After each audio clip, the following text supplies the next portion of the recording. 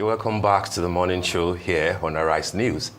The presidency on Friday sought to debunk reports that Vice President Kashim Shettima's recent remarks at a book launch in Abuja indirectly faulted the suspension of Governor Favour of Rivers State by President Bola Tinubu. A statement by Senior Special Assistant to the President on Media and Communications, Office of the Vice President, Stanley Nkwocha, reads in part, certain online platforms and individuals have distorted the Vice President's comments, falsely linking his historical references about the Jonathan administration's consideration of his removal as governor of Borno State during the insurgency to the current political developments in Rivers State. This misrepresentation is misleading and ignores the clear constitutional and contextual differences between the two situations. We're now being joined by Senator Ayuarishe to look at the likely implications of the controversy being generated by VP Shettima's comments on peace within APC and the effort to build a common front towards the next elections. Good morning, Senator Ayuarishe. Good to have you join us on the morning show.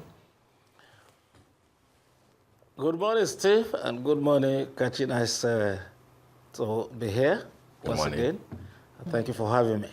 All right, good morning. Good to have you. Well, you are a member of the APC, and the word out there is that it looks like not only are there issues between the president, perceived issues between the president and Vice President Kashim Shettima, but that it looks like the gap is getting wider. And of course, people are making references to what happened last Thursday at the book launch of the former Attorney-General Adoke, where the Vice President, I'm sure you had our intro, said a few things about what he went through in the hands of former President Jonathan and how he almost got removed from office, but for the kind intervention of the Attorney General, who declared that no president had the powers to remove even a local government councillor.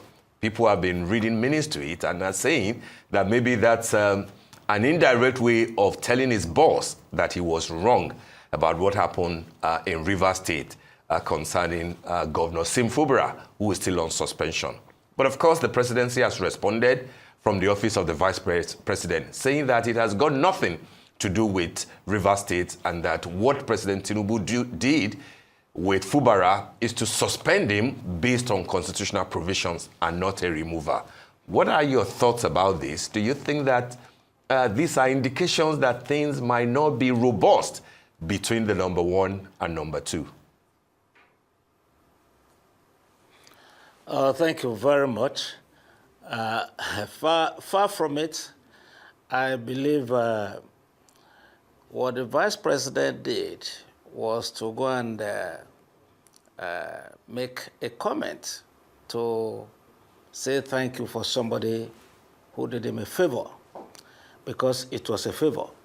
There was no way Boko Haram could have taken almost 14 local governments, and a president will sit down and say a state of emergency will not extend even into saving that governor, from the invaders, the Boko Haram people.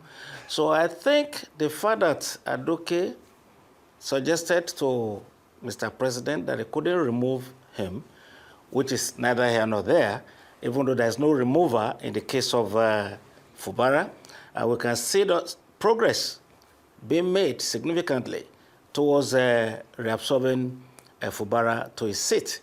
And the president should or could not have, sat down and saw the bombing, in Rivers after so much tension, after they didn't have a place for the assembly people to sit down.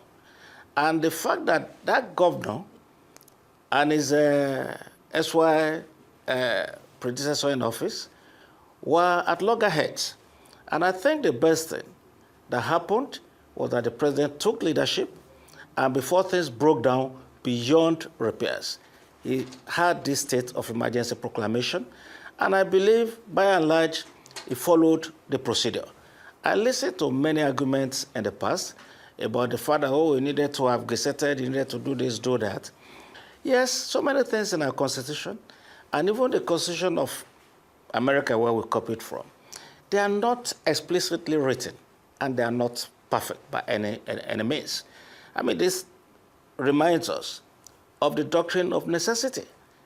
When in our Constitution, it was mandatory for the president to transmit to the VP, and not considering the fact that the president could have a heart attack and it could be incapacitated. So that was how we looked at that situation and said the doctrine of necessity must take place. Now, a president sitting down, and all of a sudden, you're hearing that flow stations are being bombed, pipelines are being bombed. Should you wait for 2 days or 3 days until Nigeria is no longer able actually to have a source of revenue before taking its action? I believe that action was taken appropriately, and the procedure was followed thereafter. So for those people saying that the president does not have the powers to remove a president, I think is a no-no. I believe this same Adoke, when he was the Attorney-General, he was the one that advised the president that my former governor, Fahimi, could remove local government people. He removed them. And this, when we went to see the president, and the president saw the opinion of Adoke, Adoke said we should go to court.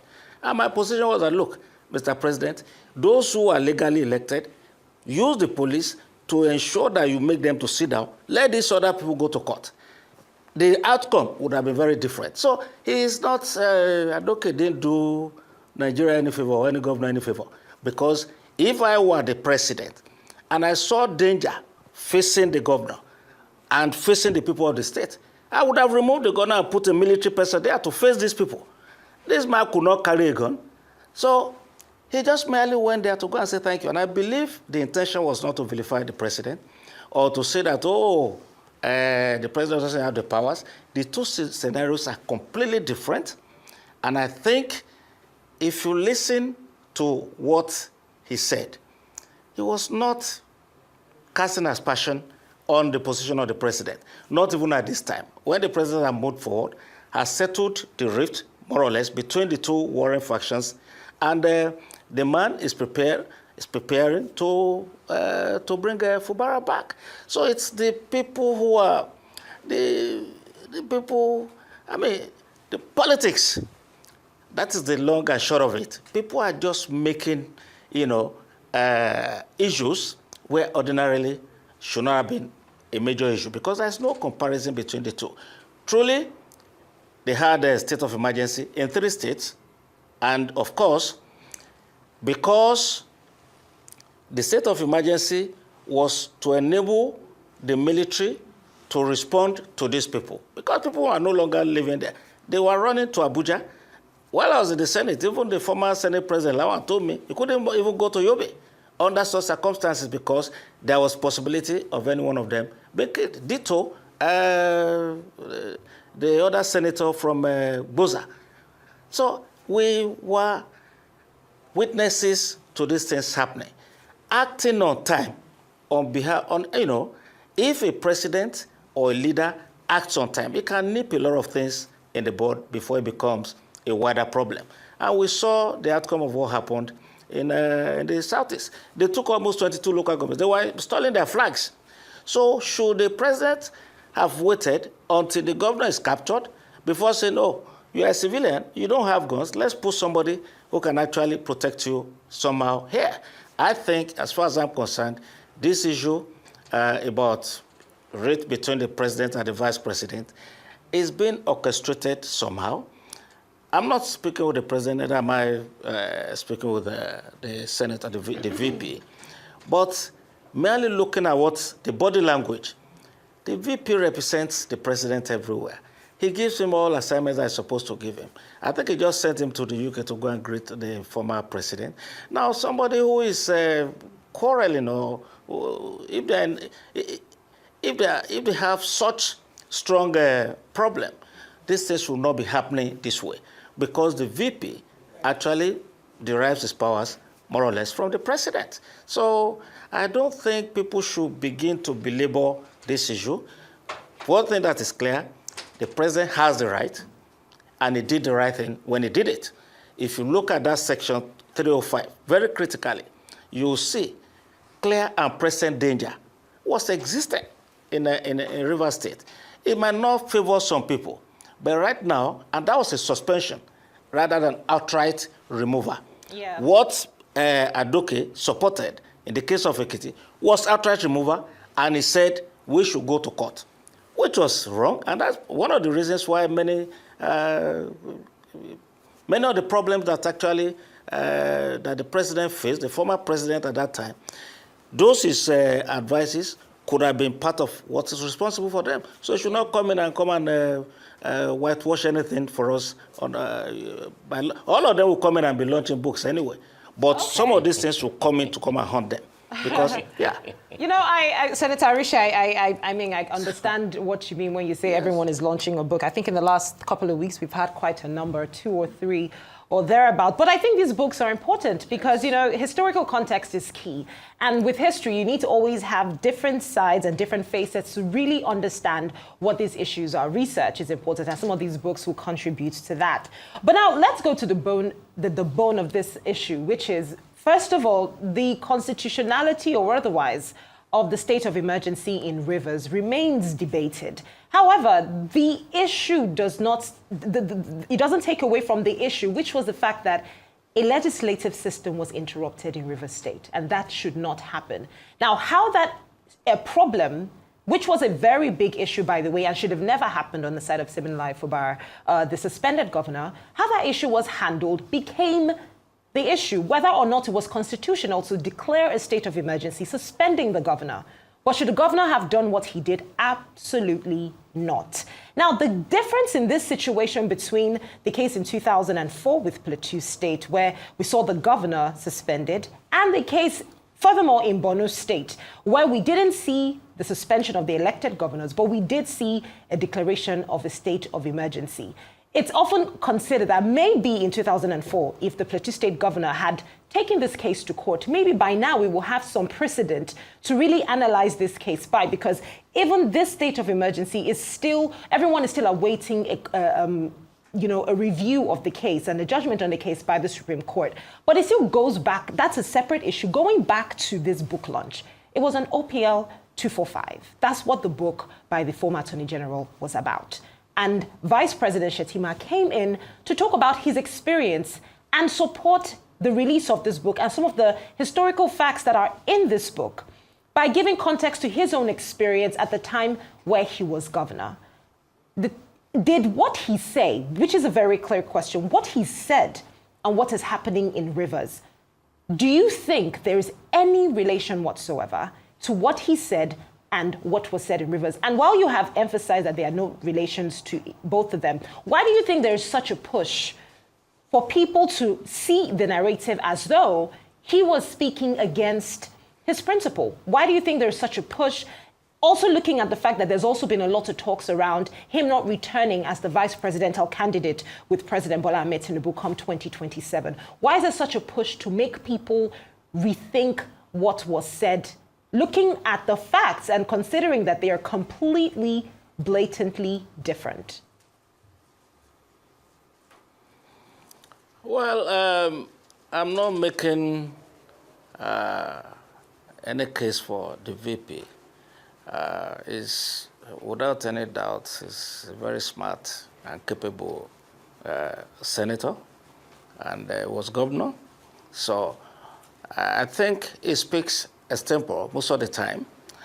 And if he wanted to praise Adoke, to try and, polish him that he's a good person, which I have a very contrary opinion, as far as Attorney Generals are concerned. I think it's the worst. So, and that's my opinion. If I express it there, it does not mean that I'm actually attacking him and basing it on my own experience. I think he went there to relay his own experience. And I believe most governors who want to sit, nobody wants to get removed. But the situation in Rivers and the fact that people keep on saying you cannot remove a governor. There is nothing like that in our constitution that states you cannot remove a governor. it says you can declare a state of emergency.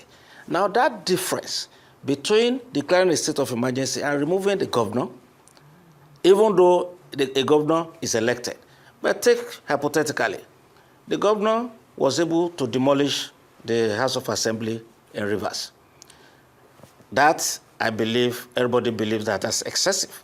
But let's assume that the governor goes haywire, or maybe he has been unfortunate to have too much to drink, and he begins to shoot people on the street. And you now say, oh, you can't remove... that is why these clauses are there for a leader to act when it is necessary. For me, I look at it, it's not everything that is written down. When you look at the U.S. Constitution, it prohibits a president from going to attack any nation. But look at what Trump just did. He bombed without permission from the Congress, and everybody was shouting, oh, you didn't have the right to do that. He came back, he has settled the matter. And people will continue to hammer on the same thing, same issue, instead of for us to make progress. This issue of whether the president has the power or doesn't have, he has that power. If I have read that section 305, and I've looked at all the conditions there, he met, of course, there were so many conditions from like A to F, and the G says the governor can even invite him. That is another possibility, or one of the areas he can express his powers. So when these lawyers come and they begin to do their gymnastics, and that's what they are paid to do, to begin to interpret either way. You see one case, it can be interpreted several ways. One clause can be interpreted several ways.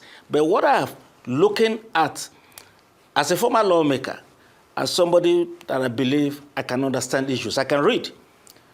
What I read in that section 305 gives a responsible president, leader, the power to evoke that or proclaim that state of emergency.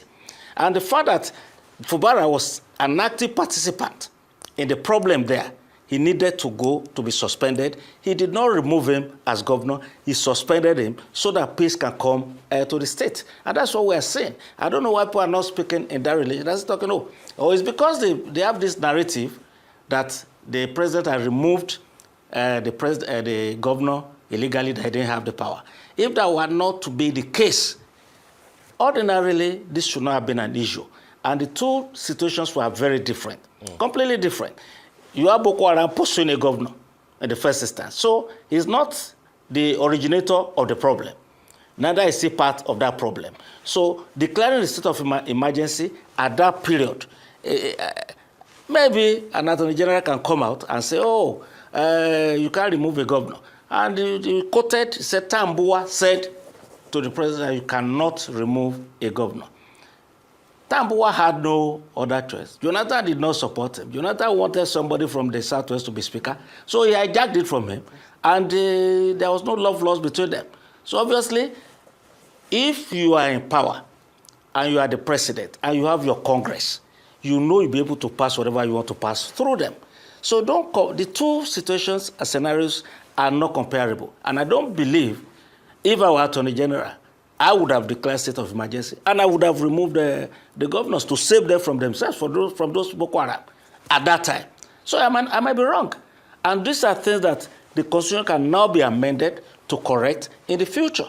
If you look at what happened during the case of Jonathan, now we amended the Constitution to say that the VP will take over. Okay? And there are so many precedences like that. And I keep on saying, even until 1967, the 25th Amendment of America. In 1841, when Tyler took over as president, when his boss, the president, died suddenly, there was no precedence. He took over. They were wondering whether he should be acting or should be president. He took over as president. He finished his own term. So we look at it, these things are not cast in rock or gold that cannot be amended. There are some things that are missing. We should not begin to continue to hammer on issues that will divide us more than the issues that will make people... When people start saying that Shettima is... how can he fight the president? Is it by going out to go and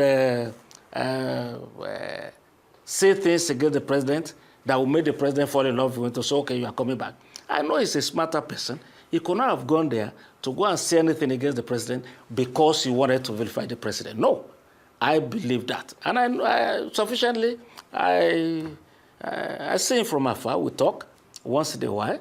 That is, if I see him on public events. So I don't think he has that kind of character to go and be confronting the president in a public discussion like that. He was trying to just appreciate what the guy, that is Adoke, what he did for him. And many people will come out too and say Adoke did wrong on this, on this, on that. So, but those people probably were not invited, and they will not have been allowed to speak because they are not vice president. So some of these things should be looked at very dispassionately, and we should tone down this politics. We are trying to cause disaffection to make sure that this party is not stable somehow. It's either they throw this or they throw that. But of course, for me, I have no doubt that this man is sitting pretty because he has taken so many courageous actions that is going to propel this country into a greater future. All right.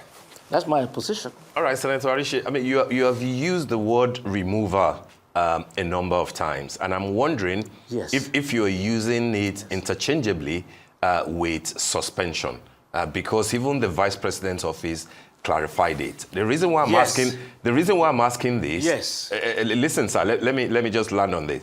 The reason why I'm asking is because you said that you are not a fan of Adoke because of the legal advice that he gave on Ekiti when he said that Governor Fayemi then could remove local government chairman.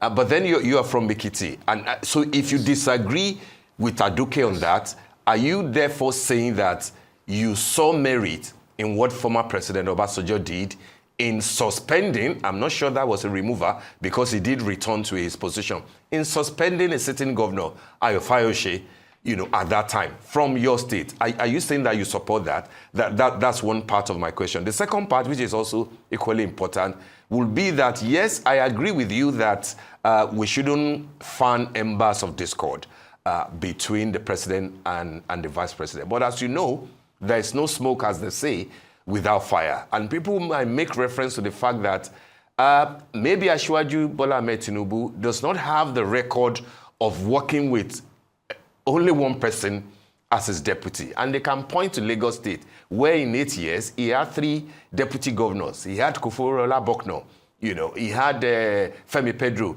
before Prince Ogunleye finished the term. So people could say that it won't be a new thing if he decides to either jettison midway Vice President Kashim Shettima, or he decides not to return with him in second term when he will be running, in less than 2 years now. People will say that that's in character of the man that they know, especially when he was governor of Lagos State. So, yes, we might try to mend the fences, but then the word out there, from the grapevine, is that the president is no longer a big fan of Kashim Shettima. Senator Arishe. Well, thank you very much. That is still in the realm of speculation. There are actions that, yes, might bring some people to conclude that maybe there, particularly what happened in Gombe some weeks back. Now, I look at the fact that right now, I don't think the president is trying to impeach Senator Shettima. There are no moves like that. So, and for him to just change him, I don't see how that can happen earlier than 2 years, even if he decides to change him. But our president is politically, in every way, is very strategic. I know he will listen to party members, to security reports, and to see that, okay, the last time our vice president, you know, maybe in some areas, maybe he fell short in some areas, or he did very well in others. I cannot think for Mr. President along those lines. But if there are people interested in Senator Shettima's job, and they are doing everything possible to ensure that they throw some stone and try to scatter the relationship between the president and his vice. And I believe the president that I know has so much on his plate that he's not thinking of who will be his vice president now, other than the person that is currently his vice president. And these people are trying in a way, they're almost succeeding in, and maybe somehow inadvertently, the praise of Adoke might have actually added some fuel to fire in a way, because people have something to, oh no, he's disagreeing with the president, he's saying the president is wrong. As far as I'm concerned, we should settle the matter of the constitutional legality of the suspension of Fubara. Now, you spoke about Baba Obasanjo. He came in to be the first experiment in this our latest republic. Now, it started on that constitution. And so if Baba felt he could remove somebody, and luckily the courts could still say no, you know, in those periods, I believe the question about Ayo Fayose, at that particular point in time, most of us, myself very inclusive, was already very tired of Ayo Fayose at that time. And of course, invariably, when he came back, he said he was a new person. And we felt he had the crowd. So politics, votes are carried out by people in the grassroots, and he could move the grassroots. So somehow, he continued with his job, and he's still there, and he still is himself, any way you look at it. So if Baba, of course, we know several times that Ayo Fayose would have seen Baba and have abused him because of the fact that he felt very angry that he was removed. So, and some of us still don't feel that it should have gone to that extent because of our own culture, that we have respect for age first before any other thing. So, for me, I'm not in a position to say whether what Baba did at that point in time is right or wrong, but we're still experimenting with our constitution. Now we're continuing, you know, to improve on it. And when Jonathan said suspension of a governor is not synonymous with a state of emergency, that was the way he saw it. And I am looking at it very differently.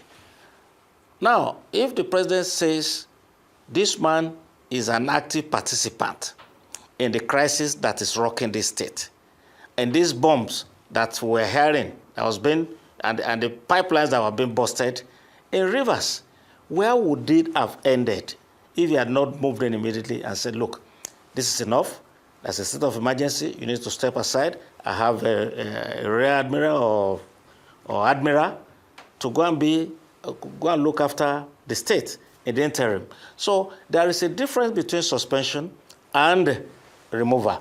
I would have been using that maybe interchangeably, but it's not the same thing. Removal is what happened typically in Ekiti, that local government chairmen were removed completely and replaced by appointees, and they never got back to their seat. So this one is being suspended for 6 months. And 6 months, I think it has covered almost 4 months, you know, since. So in another 1 month or two, they might be back on a seat. So I think in retrospect, when you look at it, that we have achieved peace in rivers, and they have gotten a settlement. They now have agreement to work together. I think he took the best decision. And let us continue to promote that. It's those people promoting the legality of that removal. That's why this problem is coming up. And somebody says, oh, he didn't have the right to remove a governor. No, I don't think that was his purpose. All right. But he has he is the vice president, so he can come and address the public and talk to Nigerians. All right, Senator Yuarishe, we've heard you, and you have spoken well. There shouldn't be any major rift between the president and the vice president. And, it's based on the empowerment from the Constitution that what happened in Rivers State, the decision that followed was taken. We want to thank you, therefore, for joining us on the morning show today.